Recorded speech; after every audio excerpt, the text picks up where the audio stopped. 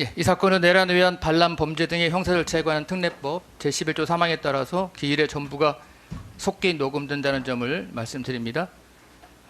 일단 추적한 분들 확인할 텐데요. 일단 검사 측에서 나오신 분은 네, 장우성 특별검사보 안재욱, 김성현, 장지영, 유승재 검사 출석했습니다. 예. 변호인 측에서 나오신 분은 예, 김홍일, 배보윤, 송진호, 유정아 변호사 출석했습니다. 예. 있습니다. 지난번과 같이 추적하셨고요. 일단 피고인 추적하셨는데 오늘 판결 선고는 일단 주문 낭독을 제외하고는 뭐 좀 설명할 내용이 길어서 피고인 착석한 상태에서 진행하도록 하겠습니다. 예, 오늘 판결 선고는 먼저 공소 사실 및 원심 판단의 요지, 다음에 피고인과 검사의 항소 이유와 이에 대한 판단, 결론, 양형 이유, 그다음에 주문 순서로 말씀드리겠습니다. 예, 먼저 이 사건 공소 사실 및 원심 판단의 요지를 말씀드리겠습니다. 이 사건 공소 사실은 크게 5부분으로 나눌 수 있습니다.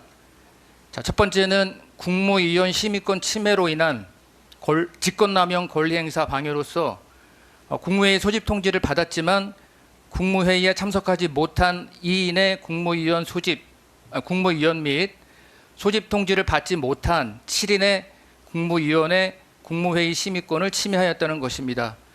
두 번째는 비상계엄을 선포하기 위해서는 헌법에 따라 문서에 의해야 하고 관계 국무위원회 부서가 있어야 하는데 이 사건 비상계엄 당시에는 이러한 절차가 지켜지지 않았음에도 이러한 절차가 지켜진 것처럼 보이게 하기 위해 사후에 이 사건 비상계엄 선포문을 작성하여 보관한 것이 허위 공문서 작성 및 행사에 해당하고 그 후 이러한 점이 문제될 것을 우려하여 이를 폐기한 것이 대통령 기록물 관리에 관한 법률 위반, 형법상 공용서류 손상에 해당한다는 것입니다. 세 번째인 허위 공보 관련 직권남용 권리 행사 방해는 피고인은 이 사건 비상계엄 당시 국회의원의 국회 출입을 통제하고 헌법과 법률이 정한 요건과 절차를 지키지 않았음에도 직권을 남용하여 이와 다른 허위 내용의 피지, 언론 관련 정부 입장을 말합니다. 피지를 해외 홍보 비서관으로 하여금 외신들에게 알리게 하여 의무 없는 일을 하게 하였다는 것입니다. 네 번째는 대통령 등의 공여에 관한 법률 위반 교사로서 이 사건 비상계엄 이후 피고인에 대한 내란죄 등의 수사가 개시되자 수사기관이 관련자들의 비아폰 단말기 통화 기록 등 정보를 볼 수 없도록 하기 위하여 경호처 차장으로 하여금 경호처 직원을 상대로 직권을 남용하도록 교사하였다는 것입니다. 다섯 번째는 피고인에 대하여 공수처가 수사를 진행하면서 체포영장 등을 청구하였는데 피고인이 경호처 경호원들을 동원하여 그 집행을 방해하거나 직권을 남용하였다는 것으로 먼저 1차 체포영장 등인 2024년 12월 30일에 발부된 체포영장 및 수색영장의 집행 조지와 관련된 특수공무 집행 방해, 직권남용 권리행사 방해, 범인 도피 교사, 2차 체포영장 등인 2025년 1월 7일에 발부된 체포영장 및 수색영장의 집행에 대비한 직권남용 권리행사 방해로 기소된 것입니다. 이에 대해서 원심은 국무회의에 참석하지 못한 9인의 국무위원 중 소집 통지를 받지 못한 7인의 국무회의 심의권 침해로 인한 직권남용 권리행사 방해, 사후부서 문서 관련 허위 공문서 작성, 대통령 기록물 관리에 관한 법률 위반, 공용서류 손상, 대통령 등의 경우에 관한 법률 위반 교사, 1차 체포영장 등 집행조지 관련 특수공무 집행 방해, 직권남용 권리행사 방해, 범인도피 교사, 또 2차 체포영장 등 집행대비 관련 직권남용 권리행사 방해는 유죄로 인정하고 통지를 늦게 받아 국무회의에 참석하지 못한 국무위원 2인의 국무회의 심의권 침해로 인한 직권남용 권리행사 방해, 허위 공문서 행사, 허위 공보 관련 직권남용 권리행사 방해를 각 무죄로 판단하면서 피고인에게 징역 5년을 선고하였고 이에 대하여 피고인은 유죄 부분에 대한 사실오해 및 법리오해 양형부당할 이유로 검사는 무죄 부분에 대한 사실오해 및 법리오해 양형부당할 이유로 각 항소를 제기하였습니다. 피고인과 검사의 항소 이유와 이에 대한 판단을 말씀드리겠습니다. 먼저 피고인의 항소유예에 대한 판단입니다. 국무위원 심의권 침해 관련 직권남용 권리행사 방해에 관한 부분입니다. 자, 이 부분에 대한 피고인의 항소 이유는 직권남용 권리행사 방해죄에서의 권리에는 공무원의 직무상 권한은 이에 포함되지 않고 국무회의의 심의권은 국무위원회 심의권은 대통령 보좌기관으로서의 직무상 권한일 뿐 개별 국무위원에게 귀속되는 구체적 권리가 아니라고 주장하고 있습니다.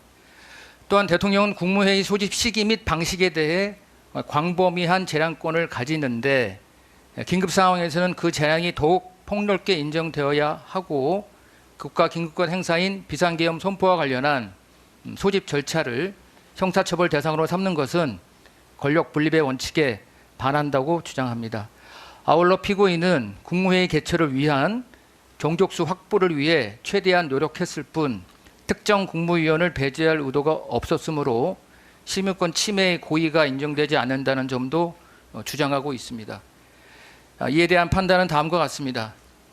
헌법 제87조와 제88조는 국무회의를 국정의 중요한 정책을 심의하는 심의기관으로 명시하고 있으며 국무회의 규정 제2조는 국무회의는 국가의 주요 정책이 전 정부적 차원에서 충분히 심의될 수 있도록 운영되어야 한다고 규정하고 있습니다.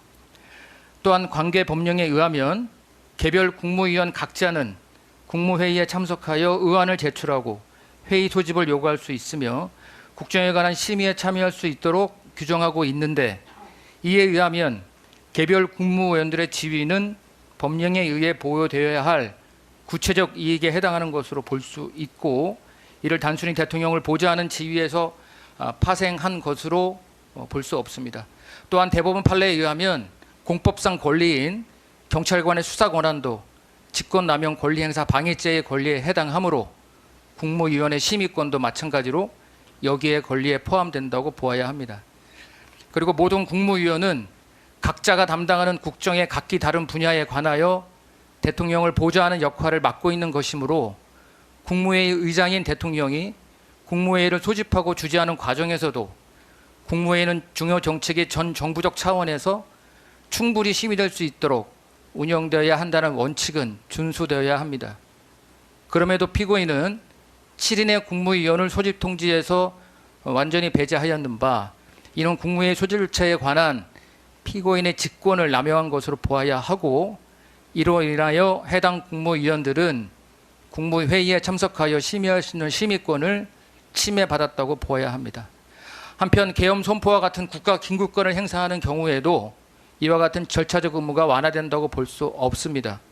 통치 행위라 하더라도 헌법과 법률에 근거하여야 하고 합헌성, 합법성의 판단은 본질적으로 사법의 권능에 속하므로 피고인의 직권남용 여부는 사법심사의 대상이 되고 이러한 사법심사가 권력 분립의 원칙에 위반된다고 볼 수도 없습니다.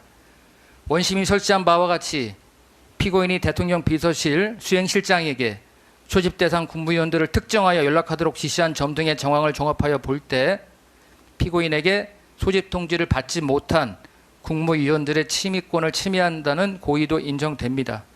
따라서 피고인에게 소집 통지를 받지 못한 7인의 국무위원 심의권 침해에 관한 직권남용 권리행사 방해죄가 성립하므로 피고인의 이 부분 주장은 이유가 없습니다.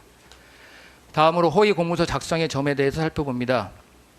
이에 대해서 피고인은 먼저 공소사실 기재와 같이 사후에 대통령의 서명 및 국무위원회 부소가 이루어진 2024년 12월 3일자 비상계엄 선포문 이하에서는 이 사건 문서라고 하겠습니다.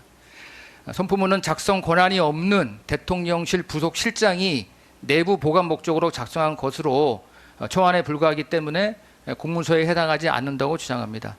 또한 피고인이 이 사건 비상계엄을 선포할 당시